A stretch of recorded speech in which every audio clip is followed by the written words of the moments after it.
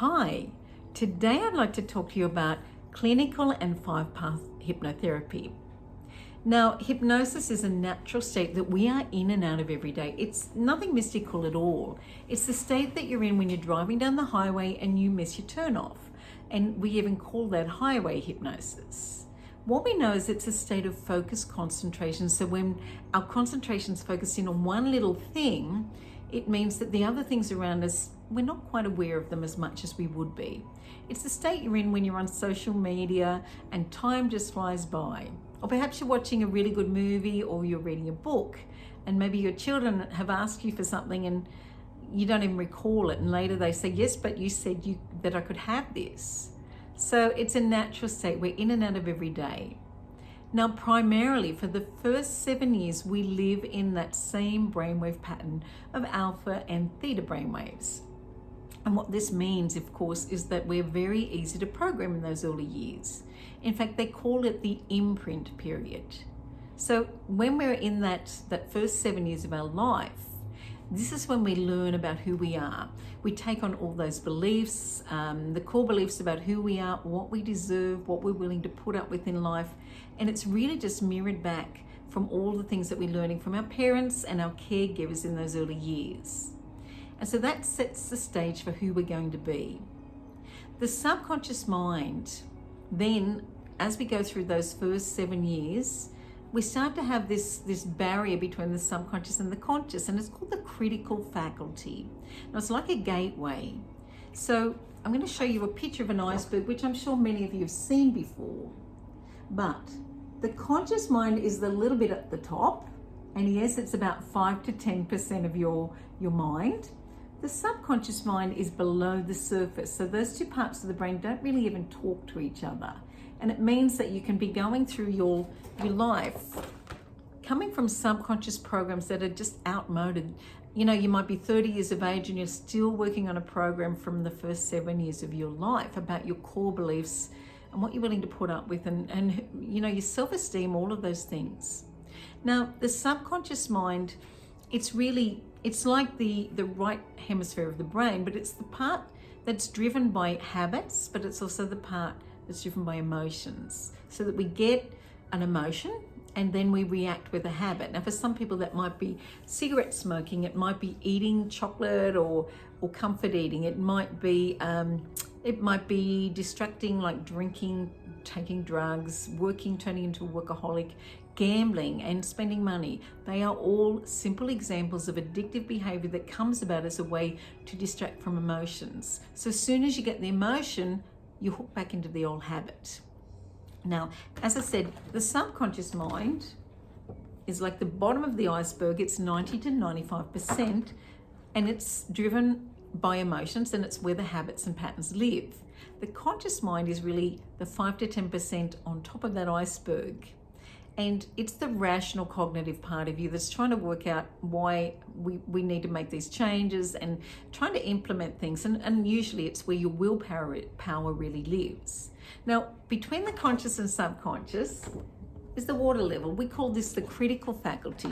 And the critical faculty is like a gateway to the deeper depths of that mind. So it means that after the first 7 years, when we've been growing up, that program gets sort of fixated in that subconscious mind of our core beliefs. And then after the first 7 years, if more information filters through that says you're not good enough or whatever those belief systems are, the gate opens. You just say to yourself, I know this is the way it's always going to be because this is the way it's always been. And it makes it really hard to change those habits, because that gate opens up and it just backs up the information in your stores of memory and your subconscious belief system. Now, if information comes in that doesn't agree with the core beliefs, that gate will slam shut and you'll say to yourself, I really wish I could believe it, but so far I can't trust it. It's never worked out for me in the past. So we tend to go through our life with these little blinkers on, and we only see things that match our core belief that's based in the subconscious mind. Now, the real issue is that the conscious and subconscious don't talk to each other directly. So you've got not much chance of changing that 90 to 95% of the mind with the 5 to 10% of the conscious mind. But when we go into hypnosis, we're really just dropping those brainwaves back to the same level that they were programmed in, so that we can make rapid, permanent change. Now, with normal direct suggestion in normal hypnotherapy, what you'll find is those changes, they can be just as effective. However, they'll often wear off over time. With 5-path hypnosis, we don't want to just band-aid. We don't want to just put stuff in. We want to get the other crap out. Because what I know is that the majority of the work I do tends to be really more about what we let out of that mind rather than just what we're putting in. And if we can clear the core beliefs and put something better in its place, we start moving in a whole new direction. Now, I'm looking for my piece of paper. It's kind of like when we look at habits and patterns, we get a bad feeling and we tend to distract. This is called feelings indicator, and it comes from the book, from the 5-path hypnosis people that I train with, been in hypnosis in the US. And it comes from the book, The Secret Language of Feelings. Now, what we know is all our emotions are actually good for us. They're there to help us take better care of ourselves. Now, every emotion has a purpose from the subconscious mind. So anxiety means I don't feel safe. So of course your first priority is to feel safe. Loneliness means you've got a healthy desire for human contact. So that need is that you need to make contact. You need to call your friends or go visit somebody that'll be there for you. So sadness means something's missing. So you've got to check out your life and work out what's missing in your life and find a way to bring more of that back into your life. Angry means this is not fair. So of course your first priority is to make things fairer. Now, if we can't make things fairer, then in order for us to move on, we need to learn how to forgive and move on. And I don't mean forgive blindly. I mean find a way to let it go so that it no longer has an effect on you, so you can move on and be free with your life. Now, the other thing I've got on my list is guilt. And guilt just means you feel like you've done something wrong. And so our need is to make things fair and really maybe to learn how to apologize. So when we use the subconscious mind to do these things and make those changes, they have a really powerful effect because they're working in that 90 to 95% of your brain. So with 5-path hypnosis, it's an advanced hypnotherapy, 5-phase advanced transformational hypnotherapy is what those letters stand for. And it really does transform your life. Now, 5-path doesn't mean 5 sessions. It's generally about 3 sessions, and we'd have a follow-up about a month later to make sure everything sticks. So with the first session, we want to get a really good case history so I know how I can best serve you, what we're really dealing with. The issue is never really the issue. So even though you might think you know what it is you're working with, we won't really know till we get into the depths of the subconscious mind and ask the right questions. So the second session we do is really age regression, and that's really about bringing up the emotion. We want to use an abreaction form of regression. So we bring up the emotion you don't like. We're going to go all the way back to before you even had that. So if we can find that first initial sensitizing event, we can get rid of that emotion that's connected with it. When we get rid of the emotion, our behaviors change, you see, because we no longer have that thing that's driving that behavior we don't want. Now, the third session is really about getting rid of any anger, any guilt. So we want to mop up any other emotions that might be there. If we need another session, we're going to be doing, if we need another session, what we would do is we would work on parts mediation. So there are 5 phases: direct suggestion, age regression to cause, forgiveness of others, forgiveness of yourself, parts mediation. Now, we generally do the first session, the second session, the third session we combine forgiveness of others, forgiveness of ourselves. The fourth session, the parts mediation, we would only use if there was a part of you that was still resisting the change. And what we would do is then segregate and separate the psyche into the different parts of you, because every part of you is trying to do what it thinks is right. We can get some answers from those parts. We can get some congruence.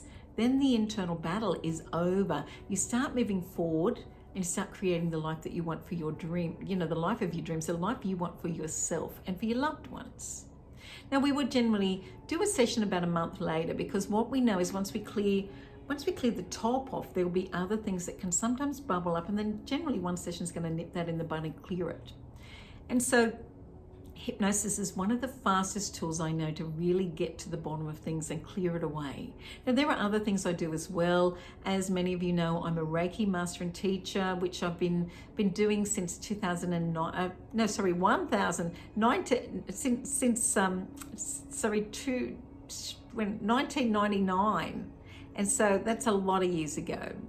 And I've got over 700 students. I've been working in that field, doing Reiki on clients, and that's energy medicine work, and also running workshops so that I can empower others to have the same tools. I also do touch for health kinesiology, and so what we know is we've got energy flowing through our bodies and everything's connected. And if we've got, for example, issues in our bodies, physical pain, things like Reiki and kinesiology can really move those very quickly. And there's another technique I use called kinetic shift, which generally pulls that energy block right out of that physical body. Because you see, when we've got emotional stuff going on, it will cause a block in the flow of your energy field, in your aura and in those energy meridians, which is Chinese medicine. When we start to clear those blockages away, the mind-body system comes back into harmony and balance, and speeds up the healing mentally, physically, emotionally, and spiritually. So hypnosis is one way to attack it from the emotional side first, which will then clear the emotional, the energetic, the physical blocks. And when we work with energy, we're just working from another angle.